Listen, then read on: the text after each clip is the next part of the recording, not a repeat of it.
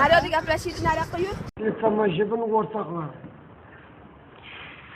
41-yilda Nardanov xo'shbaxtligida rasmi ham yo'q. O tezroq bilmay yo'qolib ketdi. Yenamiz Nemis fashist gazandalar frontning orqasida kurash bo'lgan. Qo'ydi kim bog'ib yetkazib berdi? Malning oxirini kim tozaladi? Yana jilatdim. Otaxon nahvi yig'layapti. Men sizga o'tgan marta aytdim. Siz studiyada o'tiribsiz. Ramkangizni bir eskikamanmi seni ramkangni ukamni topib ber. Meni yana jilatdim seni og'zingga. Undan qilmas ekan. Sen mujikma. Men senga yerim g'ijdivan kapini olib borib osh qilib beray.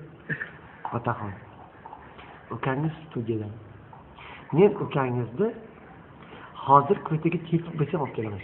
Qanday tushundingiz? Subsanliq tushundim, otaxon.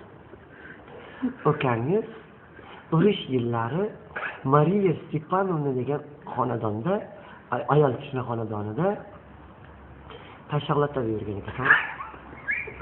Buni bilmayman dag'in shu jintiring, belgilar. O'ng tomonida son tomonida donadek holi bor. Holini ko'rganim yo'q, o'zi ko'zim bo'lmaydi mening. Urushchilar oldimga bomba tushgan.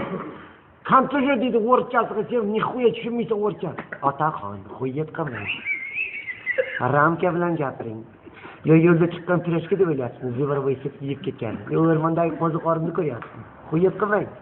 Hey, sen qo'yib qilyapsan. Hozir bratvarni chaqiraman, tomog'imni botaman. Qanday tushunding? Sirtliq jimtiring. Belgilar. Belgisini sikasanmi, o'sirgan payt qog'imda qildi kelardi. O'sha qog'imda qildi. Ukangiz qildi.